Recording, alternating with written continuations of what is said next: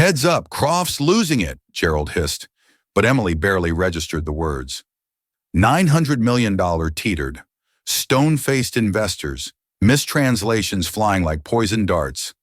This wasn't her problem. Not anymore. Arigato, Mr. Tanaka had murmured earlier, and without thinking, she'd replied in kind. Then something cracked. Now as Croft flailed, desperation clinging to him like cheap cologne, she felt a buried skill, a forgotten life, stir within. He thought she was invisible, a ghost gliding between tables. He had no idea she held the key to his kingdom, and that her quiet domo was about to rewrite both their fates. And maybe, just maybe, her own. They had no idea how her quiet kindness would change everything, especially her. His translator was missing, and his empire was teetering on the edge of a linguistic cliff. But just a few feet away, clearing their table, was a young waitress named Emily. They saw a simple server in a black apron.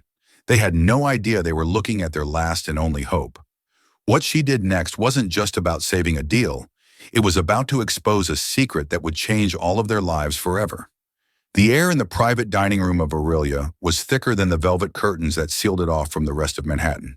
It was a suffocating blend of expensive cologne, seared scallops, and pure, unadulterated panic. At the head of the polished mahogany table sat Julian Croft, founder and CEO of Croft Innovations, a man whose face was a permanent fixture on the cover of business magazines. Tonight, however, that famously confident face was a mask of tightly controlled dread. The knot in his stomach felt tighter than the Windsor knot of his silk tie. Across from him sat Mr. Kenji Tanaka and his two executives from Tanaka Robotics, a powerhouse conglomerate from Tokyo. They were the key. The deal on the table, a joint venture to integrate Croft's revolutionary AI software into Tanaka's next generation of robotics, was worth an initial $900 million, with the potential to balloon into the tens of billions. It was the kind of deal that didn't just make a career, it forged a legacy, and it was all slipping through his fingers like fine sand. The reason was simple, yet catastrophic. David Chen, the world-class translator Julian had hired for a small fortune, was gone. Not late. Gone. An hour ago, a frantic text had come through family emergency. Unavoidable. So sorry. Julian's blood had run cold. He had a team of VPs, strategists, and lawyers sitting behind him, all Ivy League educated, all earning 7 figures, and not a single one of them could string together more than a konnichiwa. Perhaps Mr. Tanaka said his English precise but heavily accented. We should reschedule, Mr. Croft. This is a matter of great detail. Precision is essential. The word reschedule was a death sentence. Tanaka was flying back to Tokyo in the morning. Rescheduling meant a loss of momentum, a sign of incompetence. It meant their biggest competitor, a corporate shark named Marcus Vance, would have time to swoop in and steal the deal. Julian had already heard whispers that Vance was courting the Tanaka team. This meeting was his one shot. Not at all, Mr. Tanaka. Julian said, his voice a smooth, practiced baritone that betrayed none of the frantic screaming in his mind. David is merely caught in an unavoidable delay, a minor traffic incident. He will be here any moment. In the meantime, please enjoy the Oro. It's the finest in the city.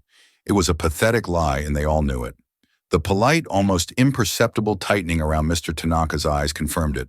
The Japanese delegation valued honor and efficiency above all else. A failure this basic was a profound insult. Julian's senior VP, Gerald, leaned in and whispered, Julian, we're dead in the water. We can't discuss the IP clauses without a translator.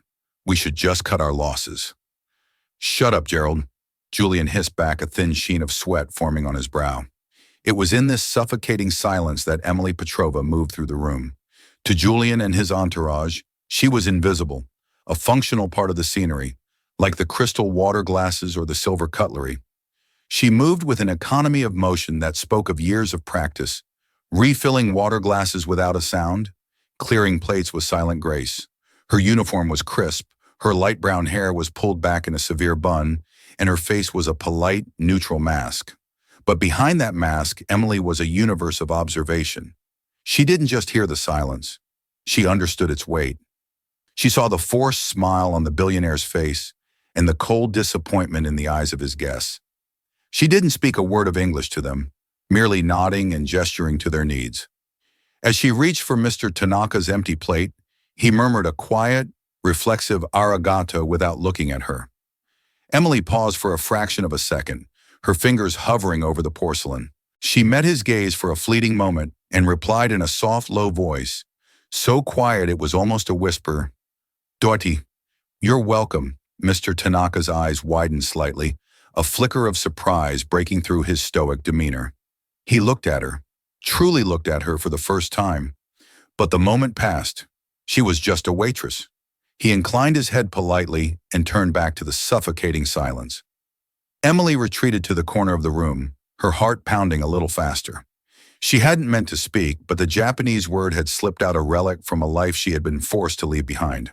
She watched the tableau of desperation continue. Julian Croft was now attempting to reuse a translation app on his phone, the robotic voice mangling the complex technical terms into a nonsensical word, salad. The Japanese executives exchanged glances that communicated a mix of pity and disdain. Emily felt a pang of something she hadn't felt in years, a combination of frustration and opportunity. She knew this language. She knew its nuances, its honorifics, its soul. She had spent 5 years of her life mastering it, not in a classroom, but through total immersion, living in a small village outside of Kyoto. It was part of a life where she wasn't Emily the waitress, but Emily the scholar, the linguist, the person who was supposed to be a diplomatic attaché by now. But life had a cruel way of rewriting destinies. A devastating illness had befallen her mother, and the mountain of medical bills had crushed her dreams, forcing her to drop out of her prestigious international studies program at Georgetown and take any job that would pay the bills. Now her world was limited to the 4 walls of this restaurant, serving men like Julian Croft. Men who would never know that the person pouring their water could bridge the very gap that was about to cost them $1 billion. The deal was collapsing, and she was the only person in the room who held the key. The question was, would she dare to use it? The atmosphere in the room had curdled from tense to furial. Julian Croft's translation app had just committed a fatal error, mistranslating proprietary software safeguards into something that sounded alarmingly like imprisoned computer sorcery. The younger of Mr. Tanaka's aides had to physically stifle a laugh by coughing into his napkin, a catastrophic breach of etiquette that signaled the end. The deal wasn't just dying, it was being publicly humiliated. Mr. Tanaka placed his chopsticks down with delicate finality. The sound, a soft clink of wood on porcelain, echoed like a gunshot in the silent room. "Mr. Croft," he began, his voice devoid of warmth, "I appreciate your hospitality. However, it seems we have reached an impasse. Without clear and precise communication, we cannot proceed. It would be unwise." This was it, the final nail. Julian felt a wave of nausea. He saw his company's stock price plummeting. He saw Marcus Vance laughing on the golf course. He saw his legacy turning to dust. He was about to concede, to offer a final graveling apology, when a soft voice cut through the tension. "Forgive my impertinence, sir." Every head in the room snapped towards the source. It was the waitress Emily. She stood near the service door, her hands clasped respectfully in front of her. She hadn't shouted. She had spoken just loudly enough to be heard, her voice clear and steady. Julian's VP, Gerald, scoffed audibly. "What is this? Get back to the kitchen." Julian was about to wave her away with a dismissive gesture, furious at the interruption, but he was stopped by Mr. Tanaka. The Japanese executive wasn't looking at Julian anymore. His gaze was fixed on Emily, an expression of intense curiosity on his face. He remembered her, the waitress who had responded in perfect unaccented Japanese. "You have something to say, Mister?" Tanaka asked, his English direct and pointed. Emily took a deep breath, her heart hammering against her ribs. Every instinct screamed at her to retreat, to apologize and disappear. This was not her world. These were titans of industry, and she was a nobody with a tray and an apron. But then she caught a glimpse of her own reflection in the mirrored wall. The tired eyes, the drab uniform, and a fire ignited within her. This was her chance, not just to save their deal, but to save herself from this life of invisibility. She addressed Mr. Tanaka directly, but she spoke in Japanese. Her words were not the hesitant textbook phrases of a beginner. They were fluid, respectful, and complex, utilizing the formal KO style of speech reserved for esteemed superiors. Tanaka-sama, she began, bowing her head slightly. No Jamaudo. Forgive me, Mr. Tanaka, but it seems your discussion has reached a parallel line. It pains me to see a language barrier obstructing what is clearly a serious negotiation. The effect was instantaneous and seismic. The two Japanese aides sat bolt upright, their jaws slack with astonishment. Mr. Tanaka's stoic mask didn't just crack, it shattered. He stared at Emily, his eyes wide with disbelief. Julian and his team could only watch, utterly dumbfounded. They had no idea what she had said, but the reaction from the other side of the table told them it was something extraordinary. Julian found his voice first. What the hell did you just say? He demanded, his tone a mixture of anger and confusion. Emily turned to him, her expression calm but firm. I apologize for interrupting Mr. Croft, and I expressed my regret that a simple communication issue is hindering your important business. Mr. Tanaka leaned forward, his entire demeanor changed. The coldness was gone, replaced by a laser-like focus. He responded to Emily in a rapid stream of Japanese, his question sharp and technical. No. Music, do you understand business terminology? The negotiations regarding patented technology and intellectual property protection are highly specialized. Without missing a beat, Emily replied, her Japanese as precise as his. Hi, Rikai. No. Yes, I understand. I majored in international relations and law at Sophia University, and intellectual property law was one of my areas of study. She had strategically substituted Georgetown with Sophia University in Tokyo, a white lie to establish immediate credibility in a shared academic framework. It was a gamble, but a calculated one. The mention of Sophia University, one of Japan's most prestigious institutions, sent another shockwave through the Japanese delegation. This wasn't just a waitress who had picked up a few phrases. This was someone with a serious, relevant academic background. Julian Croft felt like the floor had dropped out from under him. He was watching a scene that made no sense. His waitress was conducting a high-level conversation with a man who held the future of his company in his hands. He couldn't understand a word, but he understood the body language perfectly. The hostility had evaporated, replaced by genuine rapt attention. Gerald tugged at his sleeve. Julian, what's going on? Who is she? I have no earthly idea, Julian muttered, his eyes locked on Emily. She stood straighter now, the timid server replaced by a confident, articulate professional. It was like watching a butterfly emerge from a chrysalis in the middle of a hurricane. Mr. Tanaka turned to Julian, a slow smile spreading across his face for the first time all evening. Mr. Croft, he said in English, a new light in his eyes. It seems you have been holding a hidden asset. He then gestured towards the empty chair next to him, the chair that was meant for the translator. Miss Emily, she supplied softly. Emily Petrova. Miss Petrova, Mr. Tanaka said with a deep, respectful nod. Please join us. Walking from the corner of the room to the mahogany table felt like crossing a vast, treacherous canyon. Every eye was on Emily. The weight of their collective shock, skepticism, and dawning hope was a physical pressure. Her server's apron suddenly felt a bud, a costume from another life she was still wearing. With trembling hands, she untied it, folded it neatly, and placed it on a nearby credenza. It was a small act, but a powerful declaration. The waitress was gone. She took the seat offered by Mr. Tanaka. The plush leather a stark contrast to the hard wooden stools in the staff break room. The table was now her arena. Julian Croft stared at her, his expression a chaotic mix of bewilderment and a desperate flickering hope. His VP, Gerald, looked as if she'd just sprouted a second head. Miss Petrova, Julian began, his voice tight.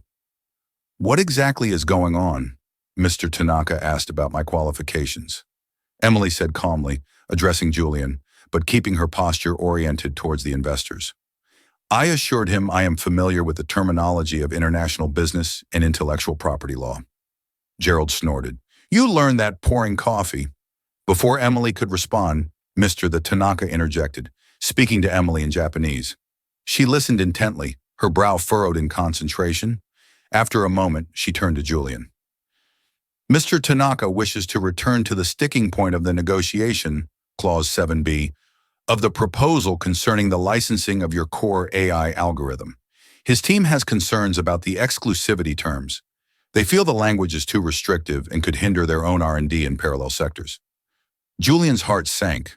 This was the most complex part of the deal, a minefield of legal and technical jargon that David, his expert translator, had been prepped for weeks to handle. Handing this to a waitress, no matter how surprisingly fluent, felt like performing surgery with a butter knife. Tell him, Julian said slowly, choosing his words carefully, that the exclusivity is non-negotiable. It protects our core intellectual property. It's the cornerstone of our valuation. Emily nodded, but she didn't just translate his words. As she turned back to the Japanese delegation, she did something remarkable. She didn't just become a mouthpiece. She became a mediator. She conveyed Julian's point, but she framed it differently. Instead of using the rigid, demanding tone Julian had used, she presented it in a way that acknowledged their concerns. First, she explained in Japanese, COFT deeply respects Tanaka Robotics' commitment to innovation. The intention of Clause 7b is not to restrict your brilliant engineers, but to create a sacred garden where this specific joint venture can flourish without external complications. It is a gesture of focused partnership, not a limitation. She used the metaphor of a sacred garden, Shinsnaniwa, an image that resonated with Japanese cultural concepts of purity and focused dedication. It was a nuance a direct translation would have completely missed. The lead engineer on Tanaka's team, a stern man named Mr. Sato, responded animatedly. He spoke for nearly a minute, pointing to sections of the contract, his voice filled with technical objections. Emily listened, her focus absolute. She didn't write anything down, but her eyes never left his, absorbing every point. When he finished, she turned to Julian. Mr. Stowe's primary concern is with the 5-year exclusivity period. He argues that in the world of AI, 5 years is an eternity. A competitor could develop a superior algorithm in that time. And under this agreement, Tanaka Robotics would be contractually forbidden from adopting it, leaving them vulnerable. He points out that your algorithm, while brilliant, is untested in a robotics platform at this scale. They are taking a significant risk. She had not only translated his words, but had also distilled the core of his argument, presenting it more clearly than Julian's own team had managed to grasp in weeks of pre-negotiation. Gerald leaned over to Julian. She's right. That's been their main objection all along. We just thought it was a negotiating tactic. Julian felt a dizzying sense of vertigo. For the past hour, he had been the most powerful man in the room, helpless. Now the most powerful person was the young woman he hadn't even deemed worthy of eye contact. He looked at the contract, then at Emily. Her face was serene, focused. There was an intelligence there, a deep analytical calm he hadn't noticed before. All right, Julian said, his voice now laced with a respect that stunned his own team. Miss Petrova, Emily, ask them what they would propose as an alternative. Emily relayed the question. Mr. Tanaka conferred quietly with his team, the tension in the room now replaced by a vibrant energy of active negotiation. It was as if a dam had broken, and communication was finally flowing freely, all through the conduit of this astonishing young woman. Mr. Tanaka finally spoke, outlining a counter-proposal. Emily translated, Mr. the Tanaka proposes a 2-year exclusivity period. Following that, a 3-year period of right of first refusal B. If a superior third-party AI emerges, Croft Innovations would be given 6 months to match or exceed its capabilities. If you cannot, Tanaka Robotics would be free to integrate the new technology while still maintaining the licensing for your original software under a revised non-exclusive agreement. Julian's jaw tightened. It was a tough but surprisingly fair counteroffer. It gave him security, but also held his company accountable for staying on the cutting edge.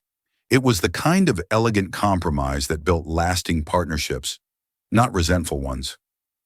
What do you think? Julian asked. Not to Gerald or his legal counsel, but to Emily. Emily hesitated for a fraction of a second, shocked by the question. He was asking her for business advice. She looked at the faces of the men at the table, the investors hopeful and engaged. Julian's team stunned into silence. And Julian himself, his billionaire's ego stripped away, leaving only a raw, desperate need for a solution. She took a breath and gave him her honest assessment. Sir, it's a brilliant compromise. It mitigates their risk while securing your market position for a crucial 2-year window. It shows confidence in your own product's future development. It's a sign of good faith. I believe it's the key to the entire deal. Julian Croft, the titan of tech, the man who trusted no one's judgment but his own, looked at the waitress who had served him his sea bass an hour ago. He saw no hint of doubt in her eyes, only clear-eyed certainty. He let out a long, slow breath. Tell Mr. Tanaka he has a deal. The moment Emily translated Julian's acceptance, the atmosphere in the room transformed. The charged energy of negotiation dissolved into a palpable wave of relief and mutual respect. Mr. Tanaka broke into a broad, genuine smile, extending his hand across the table to Julian. As they shook, a flurry of activity erupted. Lawyers on both sides began making annotations to the digital contracts on their tablets, their fingers flying across the screens to amend Clause 7B. Throughout it all, Emily remained the calm center of the storm. She facilitated the final minor points of clarification, translating legal jargon back and forth with a fluency that left the lawyers on Julian's team scribbling notes, furiously trying to keep up. She navigated the delicate cultural etiquette of closing a deal, ensuring that both sides felt honored and victorious. When the final document was ready, Julian's aide produced a sleek, expensive fountain pen. Julian signed his name with a flourish, his signature, a symbol of a legacy secured. He then passed the pen to Mr. Tanaka, who signed with equal gravity. The deal was done. $900 million salvaged from the brink of disaster by the most unlikely person imaginable. As champagne was poured, the mood became celebratory. The Japanese executives, who had been stiff and formal just an hour before, were now laughing and congratulating Julian's team. But their highest praise was reserved for Emily. Mr. Tanaka raised his glass to her. To Miss Petrova, he said, his voice booming with sincerity, the finest and most surprising negotiator I have ever had the pleasure of meeting. Croft's son, you must not let this talent go to waste. Julian, his face flushed with champagne, in relief looked at Emily, who was standing modestly by the wall again, as if preparing to fade back into the wallpaper. Don't worry, Tanaka-san, Julian said, his eyes locked on her. I have no intention of doing so. The party eventually wound down. The Japanese delegation departed full of promises for a swift and productive partnership. Julian's team, still buzzing with adrenaline and disbelief, left one by one, each of them giving Emily a look of awe as they passed. Finally, it was just Julian and Emily left in the grand silent room, surrounded by the remnants of a historic meal. Julian walked over to her. He looked tired, but the stress had been replaced by a deep, contemplative curiosity. I don't even know what to say. He began, his voice softer than she'd ever heard it. Thank you isn't enough. You didn't just save a deal, Emily. You may have saved my entire company. I was just glad I could help, sir, she said quietly. He shook his head. No, that was more than help. That was genius. The way you reframed the argument, the cultural nuances. Where did you learn to do that? Mr. Tanaka mentioned Sophia University. Were you really a student there? This was the moment Emily had been dreading, the moment the white lie would be exposed. She took a steadying breath and decided on the truth, the entire unvarnished, painful truth. No, sir, she said, her gaze unwavering. I've never been to Sophia University. I studied international relations and East Asian studies at Georgetown. Julian's eyebrows shot up. Georgetown? That's one of the best programs in the country. What happened? Emily's professional mask crumbled slightly, revealing the weary young woman beneath. Life happened, Mr. Croft. My mother, she was diagnosed with an aggressive form of multiple sclerosis 5 years ago. The treatments, the round-the-clock care, it was financially devastating. My father's savings were wiped out in the first year. I had to drop out of my master's program to work. I took 2 jobs, this being one of them, to keep her in a decent care facility and pay the bills. She spoke without self-pity, stating the facts of her life as plainly as she had translated the clauses of the contract. The story hung in the air between them, a stark and brutal contrast to the gilded opulence of the room. Julian was silent for a long time.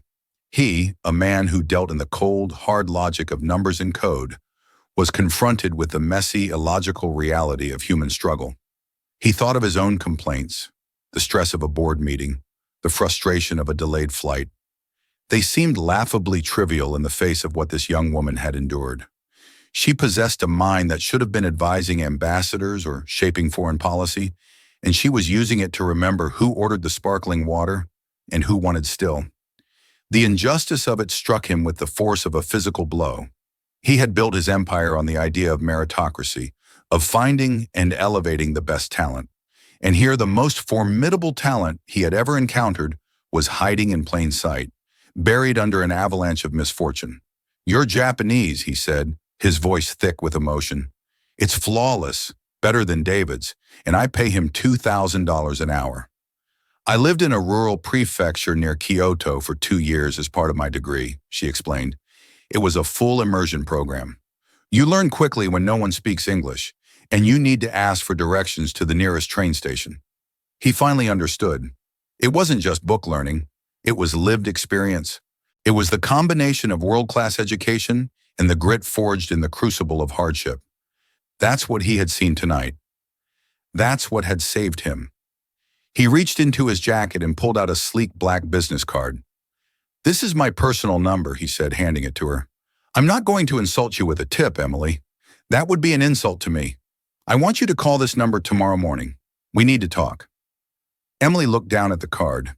The name Julian Croft was embossed in simple silver letters. It felt heavier than a gold bar. "Talk about what, sir?" A genuine warm smile touched Julian's lips. "About your salary, about your signing bonus, and about which of my VPs you're going to be replacing. Emily Petrova, your career as a waitress is officially over." Emily didn't sleep that night. She sat in her tiny, cramped apartment in Queens, the single business card sitting on her worn-out kitchen table like a sacred artifact. The adrenaline from the evening had worn off, leaving behind a surreal mixture of elation and terror. Could this be real? Was the life she had been dreaming of, the one that had been snatched away from her, actually within her grasp again? Doubt of familiar and unwelcome companion began to creep in. Maybe he was just caught up in the moment.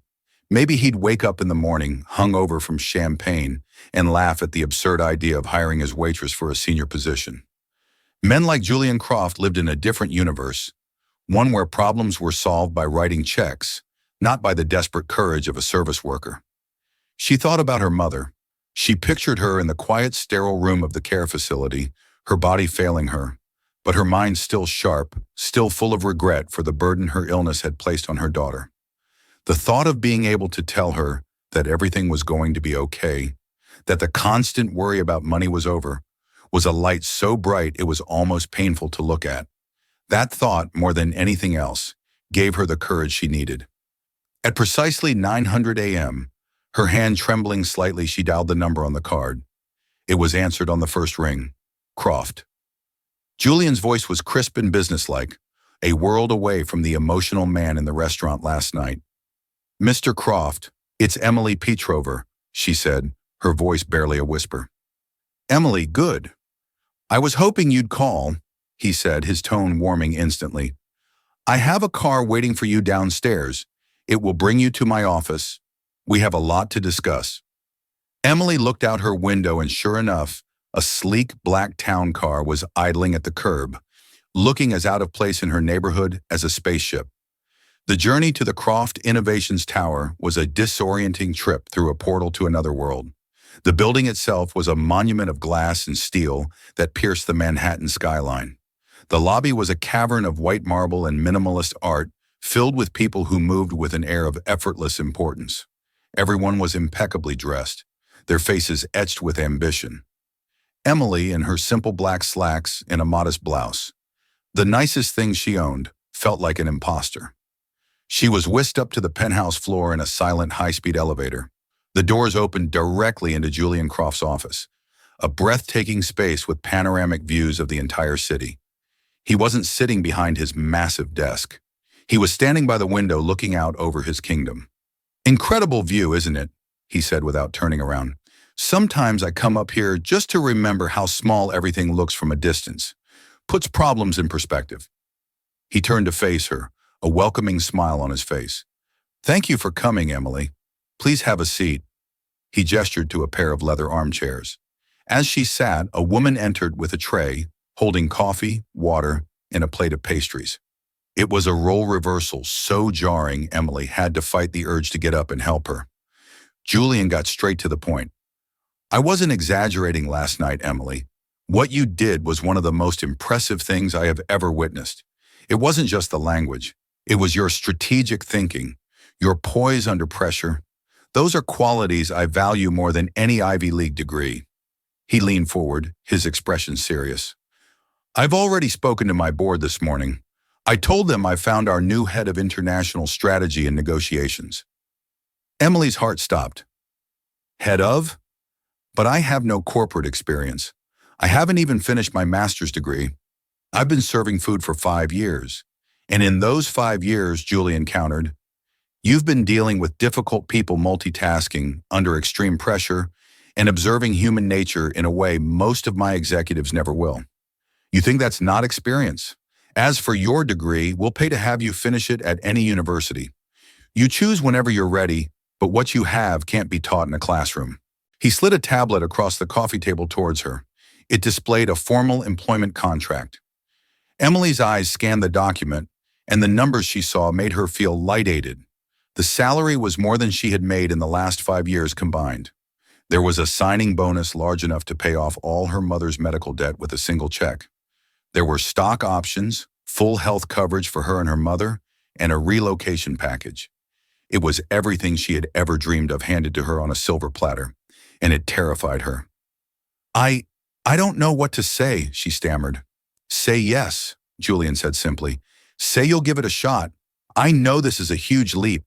You'll have people in this company like Gerald who will doubt you. They'll see you as the waitress who got lucky. It will be your job to prove them wrong, and I have every confidence that you will." As if on cue, a man entered the office without knocking. He was impeccably dressed in a tailored suit with a confident, predatory air about him. Emily recognized him instantly from the business journals. It was Marcus Vance, Julian's chief rival. "Julian," Vance said with a smug grin, not even acknowledging Emily. "Heard you had a little translator trouble last night." "Don't worry, I just had a very productive breakfast with Tanakon's people. Sometimes it's best to let the seasoned professionals handle things." He was clearly there to gloat, assuming Julian had failed. Julian Croft smiled a slow, dangerous smile. "Marcus, your timing is perfect. I'd like you to meet my new head of international strategy, Emily Petrova. She just finalized our $900 million joint venture with Tanaka Robotics last night. Emily, this is Marcus Vance. He runs a company that's about to have a very, very bad quarter." The smug look on Marcus Vance's face evaporated, replaced by a comical expression of utter disbelief. He stared at Emily, then back at Julian, his mind unable to process the information. In that moment, watching the stunned confusion on the face of a corporate shark, all of Emily's fear and doubt melted away. She stood up and extended her hand to Marcus Vance, her grip firm, her eyes clear and confident. "A pleasure to meet you, Mr. Advance," she said, her voice as smooth and steady as it had been when she closed the biggest deal of her life.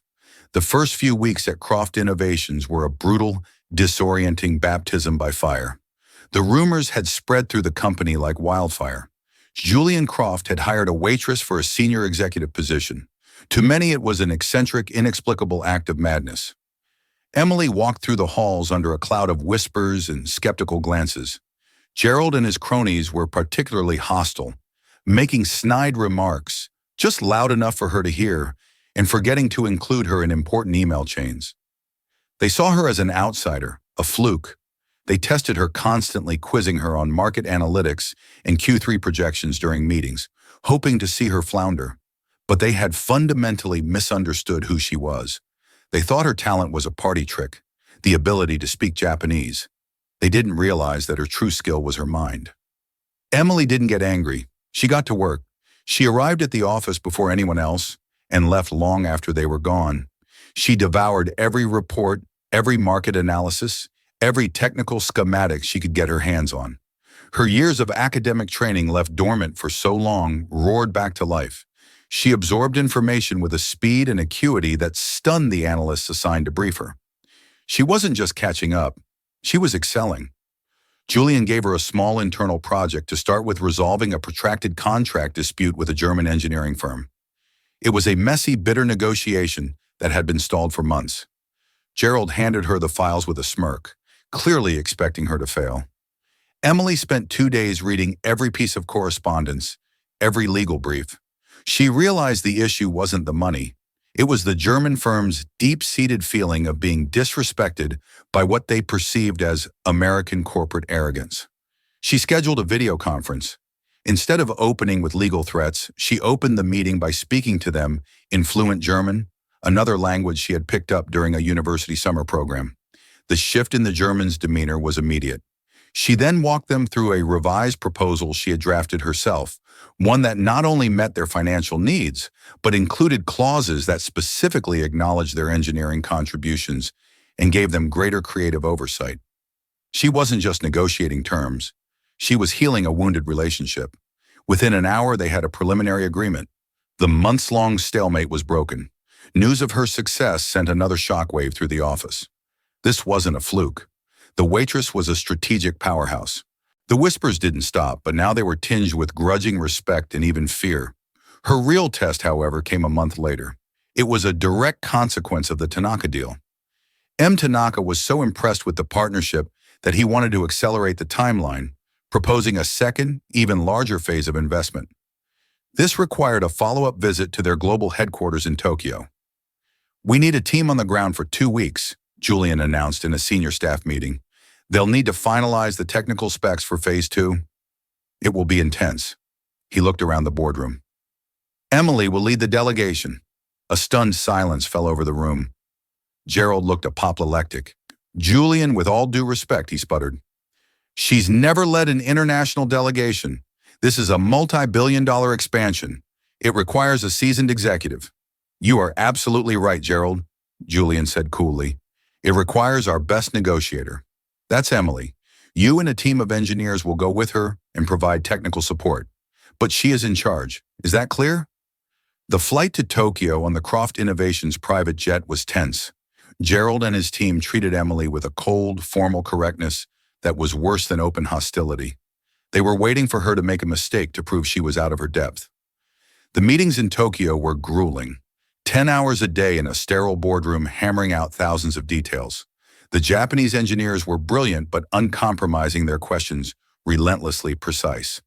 Emily's team of engineers, led by a skeptical man named Ben, struggled to keep up. The breaking point came on the 3rd day.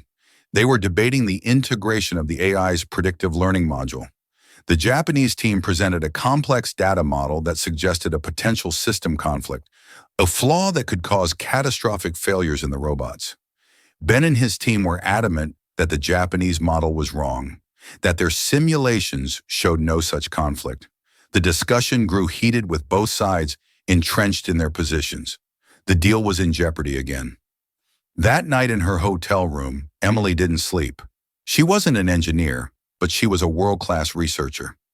She stayed up all night poring over the raw data from both teams, hundreds of pages of code and statistical analysis. She didn't understand all the engineering, but she understood logic.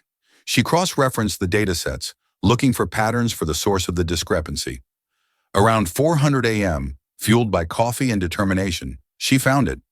It was a single tiny error in the base assumptions of the Croft team simulation, a cultural misunderstanding translated into code. The American simulation assumed a standard linear operational flow, while the Japanese model accounted for a more complex, holistic system management protocol unique to their robotics. Her team wasn't wrong. They were just answering a different question than the one the Japanese were asking. The next morning, she walked into the boardroom looking exhausted but focused. Before the engineers could resume their argument, she walked to the whiteboard. "Gentlemen," she said, her voice clear and commanding, "I believe I found the problem, and it's not in the data, it's in the philosophy." For the next 30 minutes, speaking a seamless mix of English and Japanese, she laid out her discovery. She didn't blame her team. She framed it as a brilliant opportunity for synergy. She showed how by combining the American linear efficiency with the Japanese holistic oversight, they could create a system more robust and powerful than either side had envisioned alone. When she finished, the room was silent. Ben, the lead engineer, who had been so dismissive of her, stared at the whiteboard, his mouth slightly agape. He looked at her, and for the first time he saw not a waitress or a linguist, but a leader. Mr. Sato, the stern Japanese head engineer, stood up and bowed deeply to her. "Petravasan," he said in Japanese, his voice filled with profound respect. "That is the most brilliant solution I have ever seen." The deadlock was broken. The rest of the negotiation was a formality. They didn't just secure the Phase 2 investment, they forged a true collaborative partnership. On the flight home, the atmosphere was entirely different. Gerald was quiet and contemplative. Ben and the other engineers were now asking for her input, treating her as their unequivocal leader. She hadn't just won the deal, she had won their respect. Returning to New York was a triumph. The news of the Tokyo success had preceded them. The multi-billion-dollar expansion was official, and Croft Innovation stock soared. Julian greeted Emily, not in his office, but in the main lobby in front of hundreds of employees. He shook her hand firmly, a public and undeniable endorsement of her leadership. The whispers about the waitress finally died, replaced by a mythology. She was no longer a curiosity. She was a legend. With her new financial security, Emily's first act was to move her mother. She transferred her from the adequate but sterile care facility to a state-of-the-art treatment center specializing in multiple sclerosis. The new center had world-renowned doctors, physical therapists, and beautiful sunlit rooms overlooking a garden. The first time Emily visited her there, she found her mother frail but beaming, sitting in a wheelchair on a private patio. "Emily," her mother said, her voice weak but full of love, I never thought I would see a place like this. I feel like I'm in a resort." "Only the best for you, Mom," Emily said, her own voice choked with emotion. She knelt beside the wheelchair and took her mother's hand. "The debts are all gone. All of them. You don't have to worry about anything anymore. Just focus on getting stronger." Her mother looked at her, her eyes welling up with tears, but they weren't tears of sadness. They were tears of overwhelming pride. "It wasn't a burden, my love. It was never a burden. But seeing you like this, seeing you become the woman I always knew you were, that is the best medicine in the world." At work, Emily's role expanded rapidly. Julian, recognizing her unique skill set, began bringing her into every major international negotiation.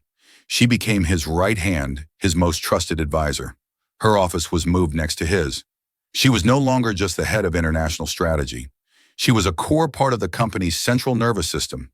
She revolutionized the way Croft Innovations did business abroad. She built a new department from the ground up, hiring a diverse team of linguists, cultural experts, and diplomats, people with the kind of unconventional experience that corporations usually overlooked. Her team became known as the Special Projects Division, and they were deployed to solve the company's most difficult problems. They closed a deal in Brazil by understanding the nuances of regional politics and secured a partnership in South Korea by demonstrating a deep respect for their corporate traditions. Emily wasn't just making money for the company, she was building bridges. One afternoon, Julian called her into his office. He looked more serious than she'd seen him in months. "I've been thinking about David Chen," he said. The name took Emily a moment to place. David Chen, the translator who never showed up, the man whose personal crisis had inadvertently launched her career. His family emergency that night. "It was real," Julian continued. "His daughter had a terrible accident. She's been in and out of hospitals ever since.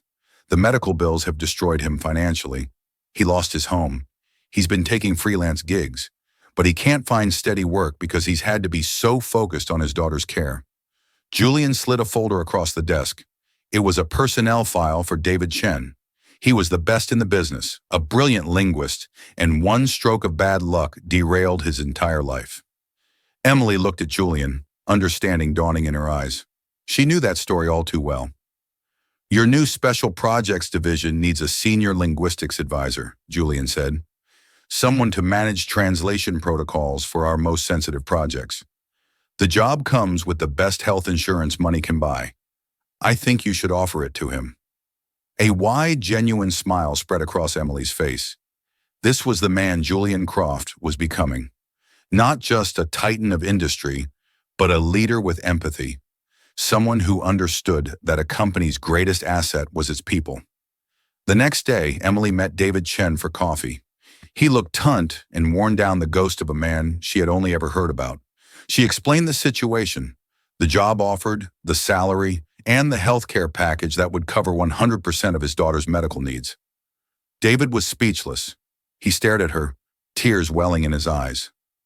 "Miss Petrova," he finally managed to say, "why? Why would you do this for me? My failure gave you your opportunity." "No, Mr. Chen," Emily said softly. "Your personal tragedy created an opening. My life's work created the opportunity. There's a difference. We don't succeed by climbing over others. We succeed by lifting each other up. Croft Innovations needs your talent. My team needs you. And it sounds like your family could use a little good news." He accepted the job on the spot. In that moment, Emily's journey came full circle. She was no longer just a recipient of a life-changing opportunity. She was now a creator of them. She was using her power not just to close deals, but to change lives. The ripple effect of that one night in Aurelia was spreading wider than she could ever have imagined. 2 years passed. The world of Croft Innovations was almost unrecognizable from the one Emily had entered. The partnership with Tanaka Robotics had flourished beyond anyone's wildest expectations, making both companies the undisputed global leaders in AI-integrated robotics. The Special Projects Division, once Emily's small experimental team, was now one of the most powerful and respected departments in the company. The engine behind their successful expansion into a dozen new international markets. Emily Petrova was no longer a legend. She was an institution. Her name was synonymous with a new way of doing business, one built on empathy, cultural understanding, and a relentless pursuit of common ground. She had been profiled in the same magazines that once featured only Julian, hailed as a visionary, a new face of corporate leadership. She sat now not in a corner chair or a waitress's station, but at the head of a massive boardroom table in the company's new European headquarters in Geneva. She was leading the final negotiations for a major acquisition of a Swiss biomed tech firm. Her team, a diverse group of experts she had handpicked, flanked her. Across the table, the Swiss executives listened with rapt attention as she articulated the final points of the merger in flawless Swiss German. Watching from the side of the room, an almost invisible presence was Julian Croft. He rarely attended negotiations anymore. He trusted Emily completely, but he had flown in for this one, just to watch her work. He saw the same poise, the same sharp intellect she'd had that first night, but now it was honed by experience and backed by the full power of a global corporation. He felt a profound sense of pride, not in his company, but in her. He had given her a chance, but she had built the empire. After the deal was signed to a round of applause, Julian and Emily took a walk along the shore of Lake Geneva. The sun was setting behind the mountains, painting the sky in hues of orange and purple. "I remember a time," Julian said, his voice thoughtful, "when I believed success was a zero-sum game. For me to win, someone else had to lose. I measured my life in stock points and market share." He stopped and turned to her. "You taught me otherwise. You taught me that the best deals aren't transactions, they're relationships. You taught me that our greatest vulnerabilities, like being unable to speak another language, can lead to our greatest strengths if we're humble enough to accept help." "You were humble enough to listen," Emily countered gently. "That's a rare quality in a billionaire." He laughed. "I was desperate enough to listen." Humility came later. "Speaking of which, there's something I need to tell you. The board had its annual meeting last week. We voted on a new position." He paused, enjoying the moment. "As of next month, Croft Innovations will have a new chief operating officer, the first in the company's history. It's a demanding job. It means you'll essentially be running the day-to-day operations of the entire global enterprise." Emily stopped walking, her heart skipping a beat. "You're making me up." "I'm not making you anything," Julian corrected her. "You've earned it. The board vote was unanimous. Even Gerald voted yes. I think he's still terrified of you," he added with a grin. Emily was speechless. Waitress, head of strategy, co. The trajectory was astronomical impossible. She thought of that night in Aurelia, the feeling of invisibility, the terror of speaking up. It was a single moment, a single choice to be brave that had set all of this in motion. It was the legacy of a single moment. "There's one condition," Julian said, his expression turning serious again. "What's that?" "You have to take a vacation. A real one. A month at least. Go see the world. Not for a negotiation, not for a deal. For you." Emily smiled, a real radiant smile. "I think I can agree to that condition." She knew exactly where she would go first, a small village outside of Kyoto.